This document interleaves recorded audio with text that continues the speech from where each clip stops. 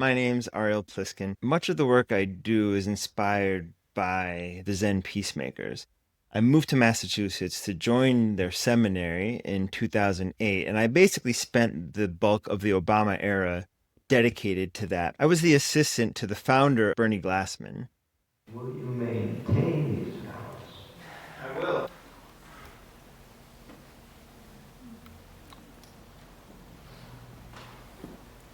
That's all you need, man. The Gate of Sweet Nectar is the primary liturgy of the Zen Peacemakers. The theme of feeding the hungry spirits has continued to be central to my work. I pieced together some clips that explores how these themes relate to me, including ultimately in the realm of sexuality. They illustrate Bernie's insistence on adapting. I also wanted to illustrate some of the dangers that can come when we mix sexuality and power. My teacher and I had agreed on my moving from Los Angeles to New York to start Zen Community in New York in 1978. One of my favorite liturgical services that we chanted was Kanromon, which translates into Gate of Sweet Nectar. Maezumi Roshi had a profound vow to plant the Buddha Dharma in this country. And although he came as a missionary to serve the Japanese American community, he decided to open Zendo to Westerners. It was the ending of the 60s, and there was all this social revolution and sexual revolution and psychedelic revolution. Bernie at that time was the senior student and the guiding light. There were stories, Roshi's drinking, but Bernie was very serious and not involved. Then who is that I? We come back to that most fundamental question. Who is this I? Huh?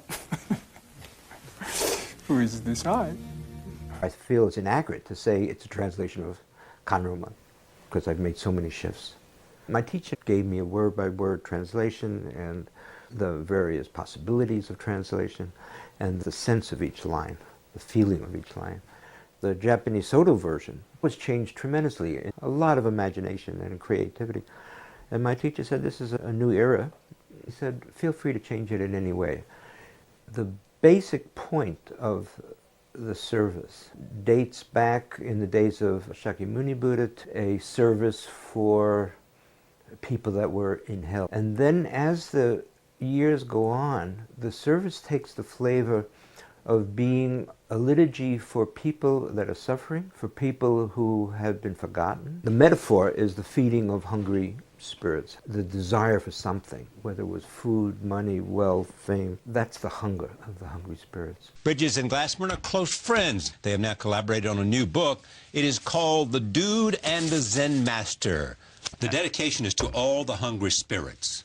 Who are the hungry spirits? In '76, I was going to work in a carpool, and I had an experience of what I call the hungry spirits of the universe. And I had this experience that those hungry spirits were nothing but me.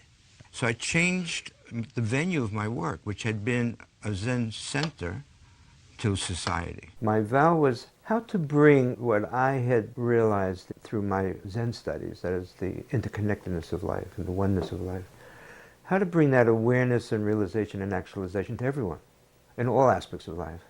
How do I make this a service that feels comfortable to people in different religions? How do I make this service comfortable to people who aren't religious? I'm still looking at changes that will enlarge the audience of the Gate of Sweet Nectar. Yeah, there's nothing that I'm involved in that doesn't change a lot. And the service is one of them. From the very beginning, I had various thoughts, from changing the words, to making a play of it, to making a 3-month practice, to making a symphony. I just love seeing the way that he smiles at the very end there. He had this way of being kind of irreverent and even mischievous, of being such a creative force, which I find inspiring. So please stay tuned for more videos, and also check out the links to the original videos that I clipped from if you'd like to learn more.